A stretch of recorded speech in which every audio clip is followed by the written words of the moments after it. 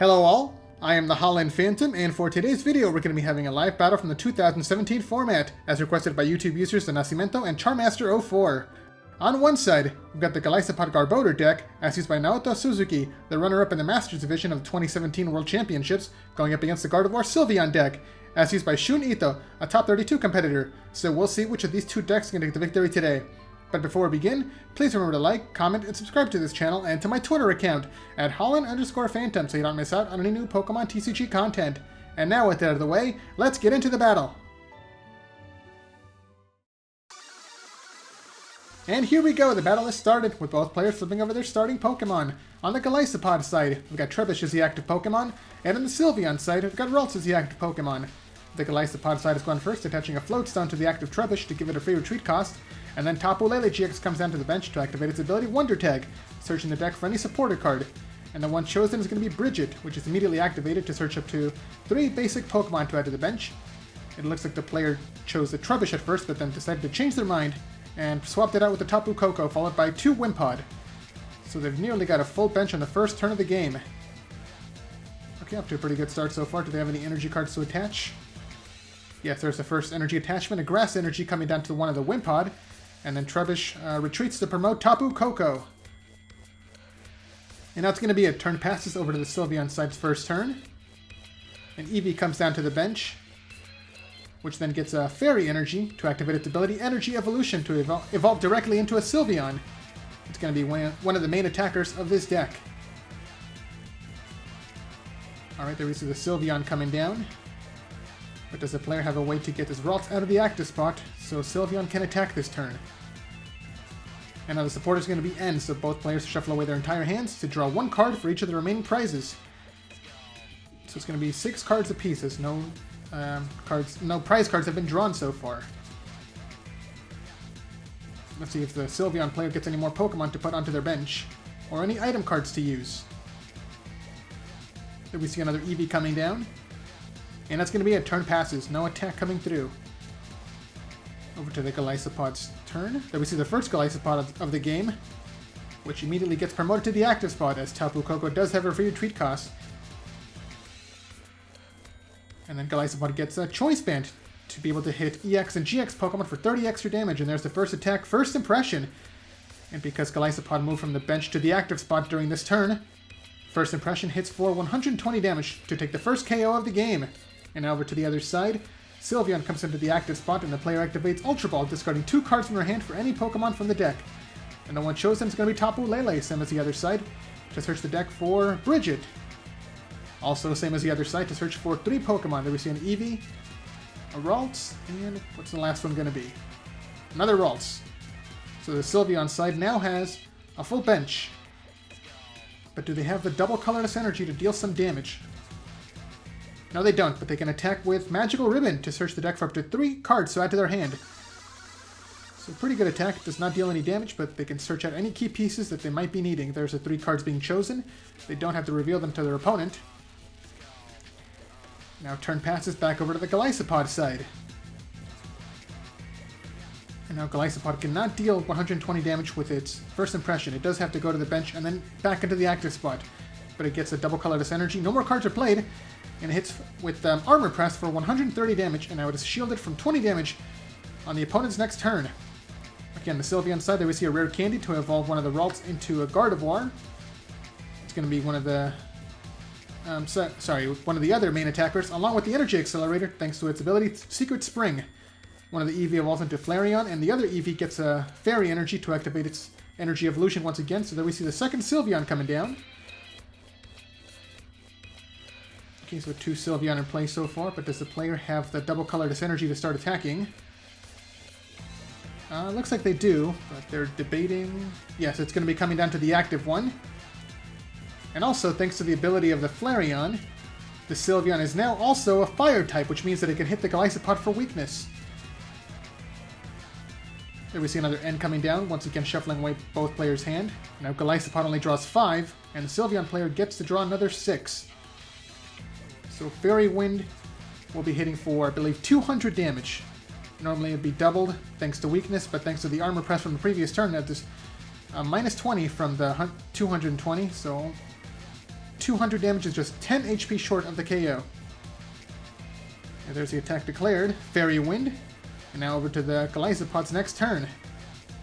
Another Tapu Lele comes down to the bench, once again activating Wonder Tag, searching the deck for another supporter card. Let's see what they're going to be getting. Oh, and it's going to be Acerola to pick up the damaged Golisopod out of the active spot. So completely undoing all the damage that was just done on the previous turn. There we see Tapu Koko coming back into the active spot,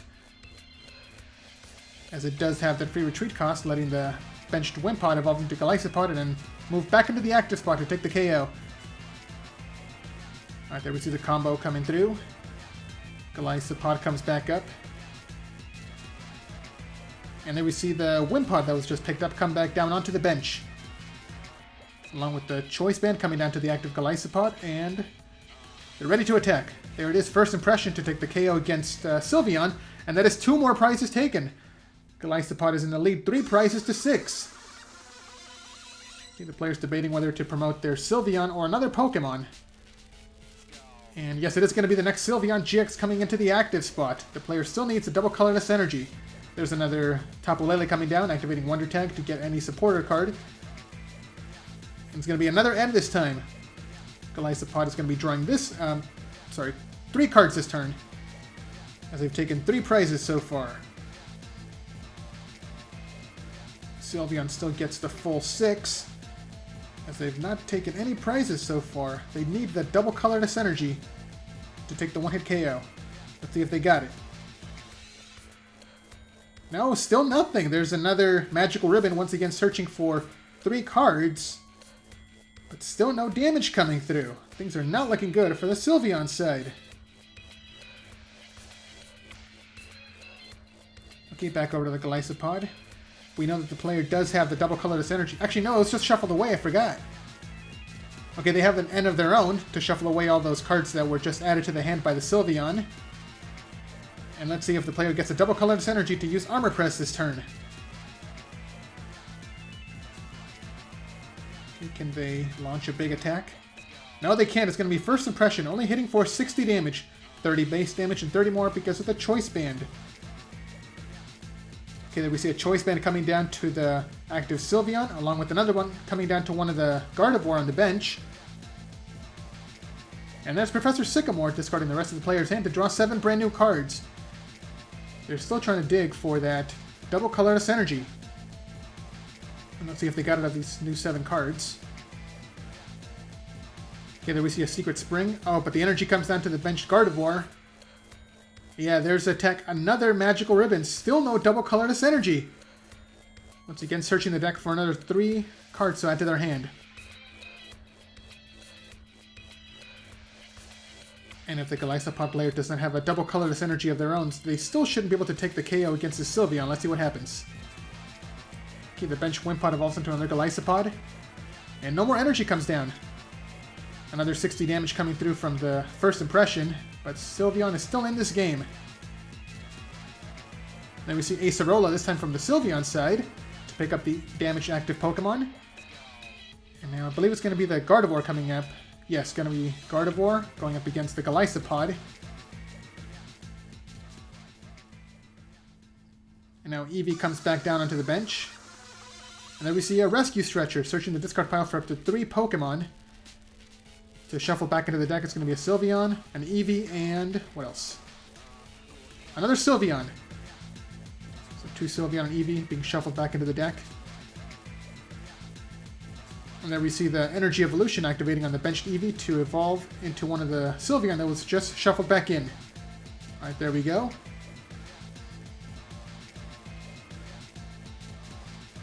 And let's see what else the player can do for their turn. Oh, and there we see the stadium, Parallel City. It has 2 effects depending on which way it's facing. There we see the blue side pointing towards the Sylveon side, which means that they can only have 3 bench Pokemon to discard both of their Tapu Lele. And the red side pointing toward the Golisopod side means that their Grass-type Pokemon deal 20 less damage. And there's the attack Infinite Force hitting for 90 damage. Now over to the Golisopod's turn. The Trebuch evolves into Garbodor to activate its ability Garbotoxin, and now no Pokemon have access to their abilities. So it's going to be shutting off the Flareon's Flare effect, and Gardevoir Secret Spring. First impression hits for 40 damage. And now on the Sylveon side, the player activates Versus Seeker to search for Acerola from their discard pile to pick up the Gardevoir. Okay, there we see the Sylveon coming back into the active spot now. The Ralts comes back down onto the bench. Okay, and the player finally got the double colorless energy they need, along with the Choice Band, so we should be able to see a KO this turn. Another Choice Band comes down to the bench Gardevoir GX. And there's the attack, Fairy Wind, to finally take the KO against Golisopod, and that is the first 2 prizes taken by Sylveon, but there's still 1 prize behind in this game. Tapu Koko comes up as a new active Pokemon, and the player still needs a Grass Energy to let this Golisopod attack. Another Trubbish comes down to the bench, along with teammates, because one of their Pokemon was knocked out during the previous turn. They can search their deck for any 2 cards to add to their hand. There's both cards being chosen. They don't have to reveal them to their opponent. And one of them must have been an energy to attack.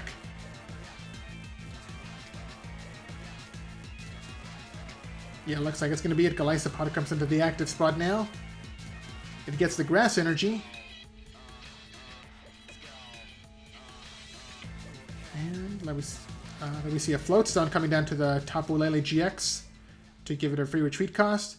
There's the attack. First impression to hit for 120... Actually, no, just 100 damage. Sorry, I forgot about the Parallel City. A Rare Candy comes down for the Sylveon side to evolve Ralts back into Gardevoir. And the first Gardevoir gets Fairy-type energy, and there we see Versus Seeker to search the deck for... discard pile for any supporter. And it's going to be Delinquent to get rid of the Parallel City and also discard 3 cards from the opponent's hand.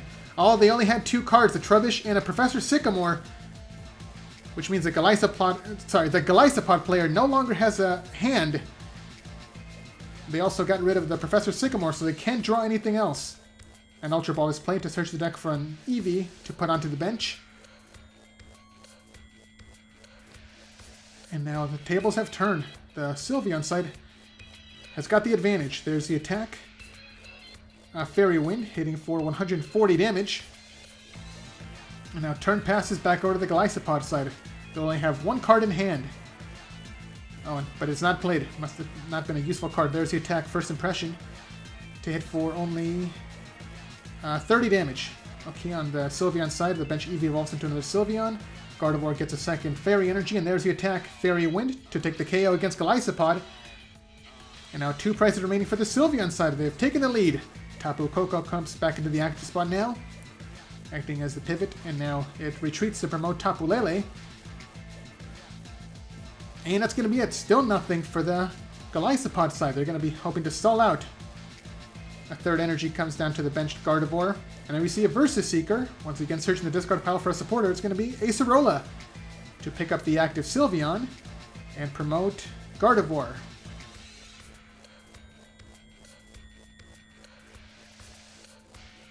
Alright, there we go. The player should be able to hit for 120 damage, I believe. 30 for each energy and another 30 for the Choice Band.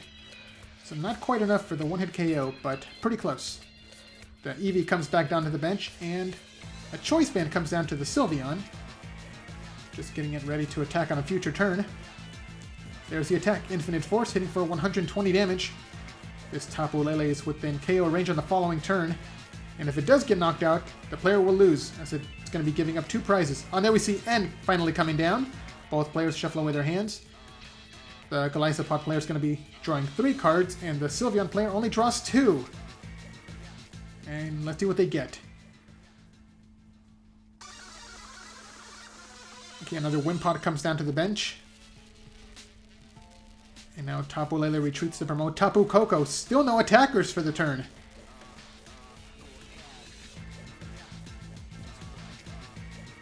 And turn passes. The Golisopod player is still trying to stall out. This Tapu Koko, when it gets KO'd, is going to be giving up only 1 prize. So it only buys them about 1 more turn. There's the 4th energy coming down, so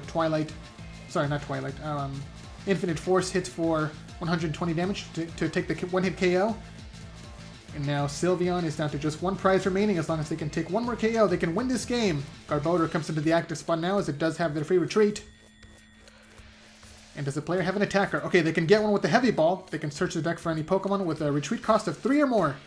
And it's going to be the other Garbodor. The player needs a Psychic Energy to attack with this one now. Or a Rainbow Energy.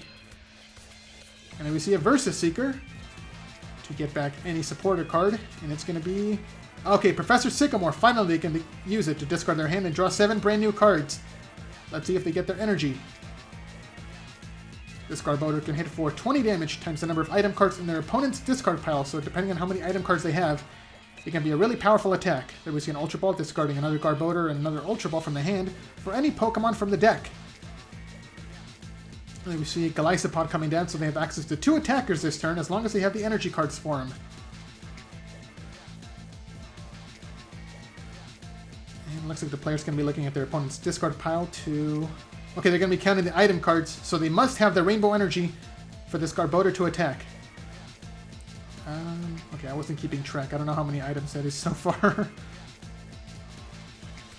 It looks like quite a few. Yeah, there's been a lot of item cards being used across the game. So let's see what's going to be enough for a one-hit KO. And it looks like, okay, the player's going to be using their dice to keep track. It's going to be 10 item cards. Oh, plus 2 more because of the Field Blower, discarding both of the choice bands, bringing the total to 12, which means that Trashalanche can hit for 240 damage.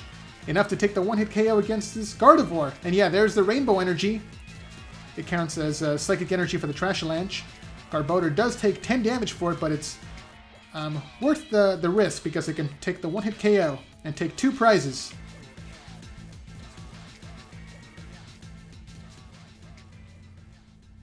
There's the attack, Trashalanche, to take the massive one-hit KO against Gardevoir, and now both sides are tied, 1 prize remaining apiece. But there's no energy left on the Sylveon side, and because the other Garbodor has its Garbotoxin active, it means the Gardevoir cannot accelerate energy with its ability. The player's trying to decide which Pokemon to promote to the active spot. Nothing can stand up to this Garbodor's attack. Looks like it's going to be the Gardevoir GX. The player's going to be needing a miracle. Let's see what they can do. Okay, there we see a Fairy Energy coming down. It can hit for 60 damage. Not nearly enough. Okay, but they have the Lysander to promote the Golisopod. That player's going to be trying to stall out. As Golisopod has a retreat cost of 3 and no energies to attack with. There's the attack. Infinite Force hitting for only 30 damage. Let's see if it buys them another turn. Over to the Golisopod's next turn. Let's see what they can do. Oh, but they got exactly what they need. Guzma to bring in their opponent's Sylveon, but more importantly, switch their Garbodor back into the active spot. There's the final attack. Trashalanche to take the final KO and the final prize.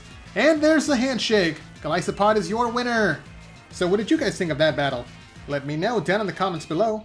And be sure to give a like, subscribe, and share this video to help this channel grow and reach new viewers. Thanks a lot for watching, and until next time, this is the Holland Phantom logging out.